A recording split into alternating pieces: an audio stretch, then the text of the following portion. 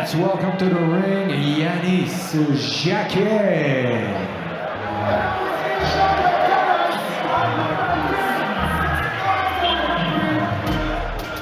Up next, a welterweight tussle. Jonathan Meunier, Yanis Jaquet.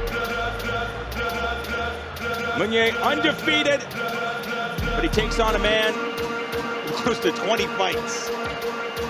Is Jaquet French for a coat that you wear over your shirt? No, it is not. I'm pretty sure that's not what it is French for. It may be French for kicking ass, and I'm excited to see this guy fight. Now, this French team, there are 3 of them. They have all traveled across the ocean to come here and fight Not to in this lose. feature bout, our main and our co-main event.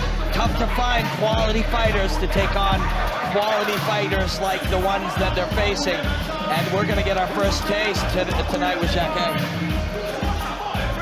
Clearly, Jaquet didn't take that long flight for nothing. He did not come here to lose. He came to showcase his martial arts abilities and to get another victory. Yeah, excited to see these guys fight.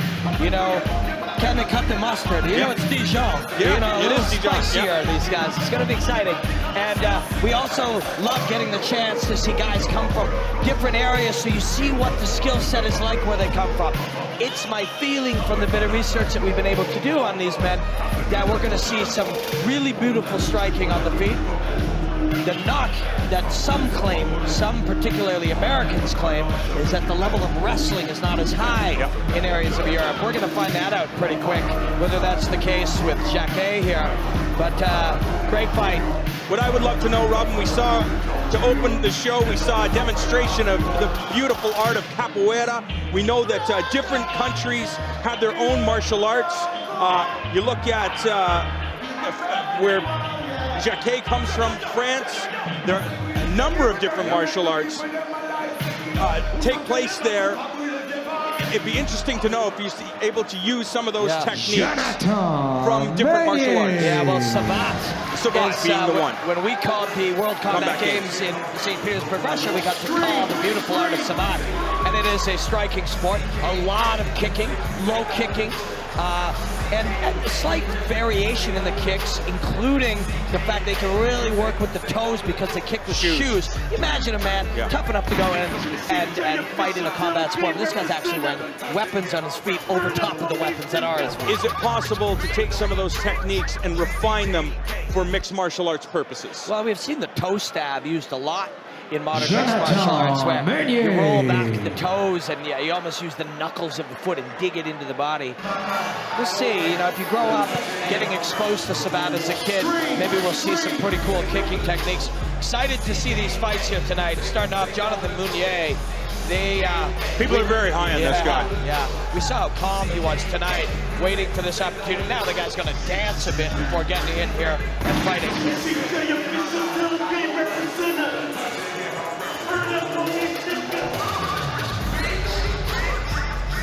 His manager, Stéphane Patry, of course, is a staple in mixed martial arts. He was George St. Pierre's manager, has been a long-time promoter, broadcaster.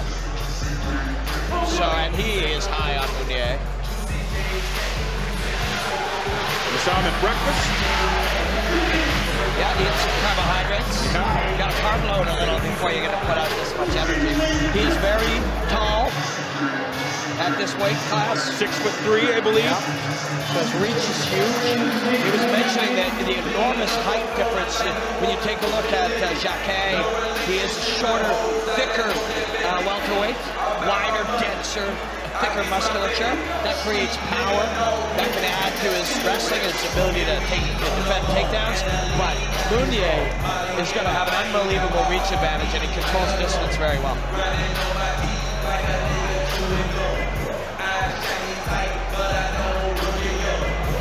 And you see on the back of these shorts of Jonathan Meunier, the TriStar logo.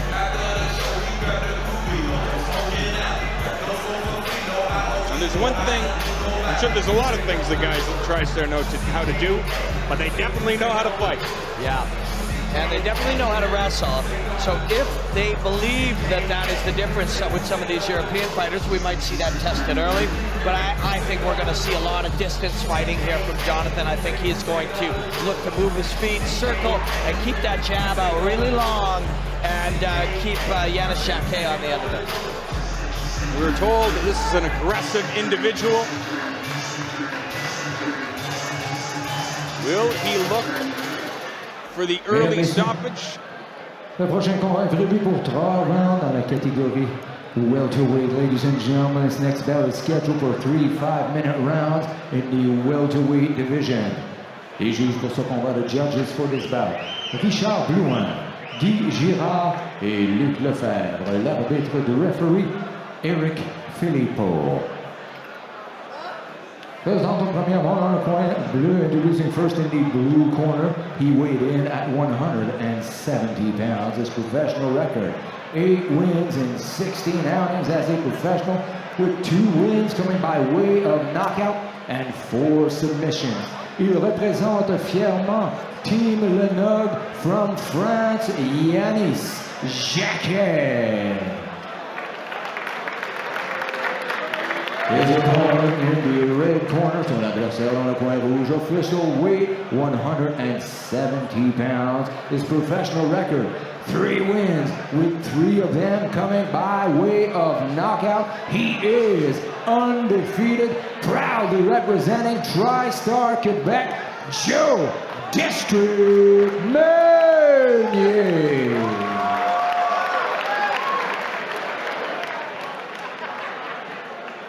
This welterweight bout scheduled for 3 5-minute rounds. Jonathan Meunier in the white shorts with black trim. Actually, they're both kind of red. Yeah, Meunier's got the tighties on. Yeah, that's right. The whitey tighties. And we are at it. So you immediately see the height and reach advantage. Watch Meunier try to stay at distance and keep Jaquet outside of that white track. See that little white track on the outside? He wants Jaquet staying all the way outside of that, all the way around this ring. It does seem like 2 men fighting in different weight divisions here, based on their appearance. Well, the thickness of Jaquet is how you kind of make up for that height. Stalking him. It's got a real Rory McDonald vibe to the way he's You're moving. absolutely right. And of course, Rory is the star of that TriStar gym. They're both 170. They train together a lot. But yeah, doesn't he have that vibe? Sort of playing with his food. Are you surprised how comfortable he is? It's always shocking when you can see somebody. You know, you're at battle. You're at battle in front of all these people. And look how surgical he's performing. Nice stuff from Jaquet. He's not stressed. It's like, this isn't Rory McDonald. Move like. He's just a kid with 3 fights.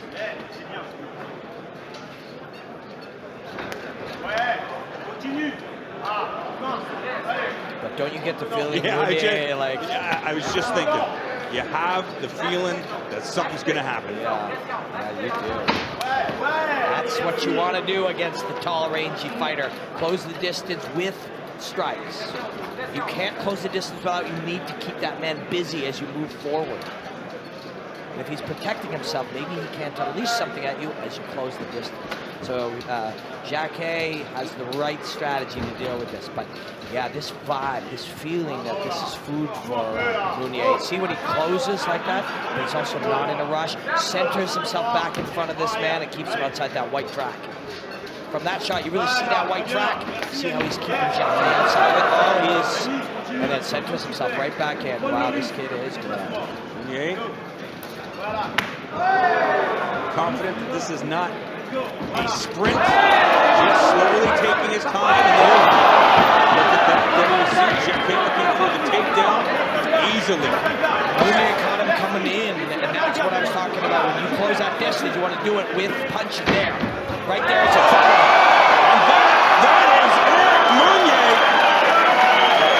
Jaquet complaining that it was an early stoppage.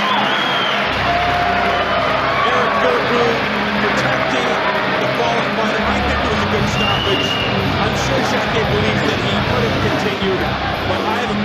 Meunier was going to continue to administer punishment. Yeah, I believe Jaquet could have continued, but that does not mean it's a bad stoppage. Philippe's job in that moment is to assess if he's in trouble, and he was in trouble. His job is not to forecast the future. How's he going to look 2 seconds from now? How's he going to respond in 6 seconds? How is he right now when you make that decision? And Philippe made a good choice based on what he saw. You see the moments as he rushes in. Right there. Rushing in with strikes, that's good. Rushing in without strikes or with intermittent strikes, not so good for him. You see how he's playing outside that flat and keeping his man outside of it. Some of those leg kicks were heavy. This boom.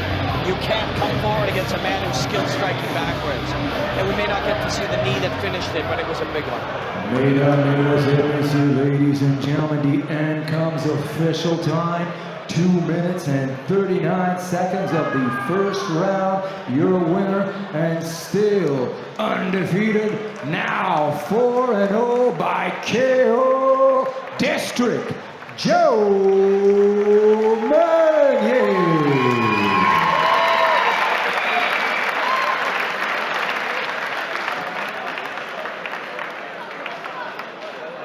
I'm here with Joe Meunier.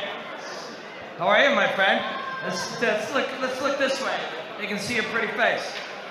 We saw you at breakfast. You were mellow. We saw you sitting over here earlier before the fight. You were chilled.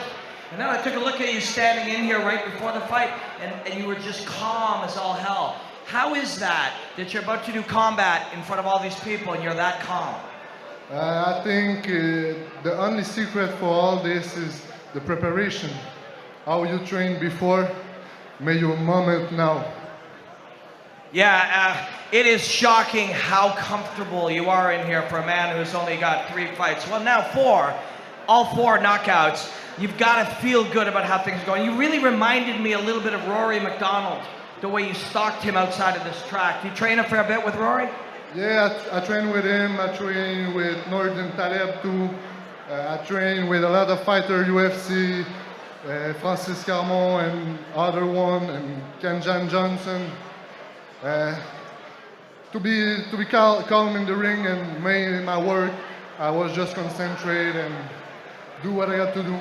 The plan, follow the plan. Well, man, you're looking good, and you got a really bright future. Tell Nordine Fight Network said hi. We love that guy. Congratulations, man. Your winner, Joe Meunier.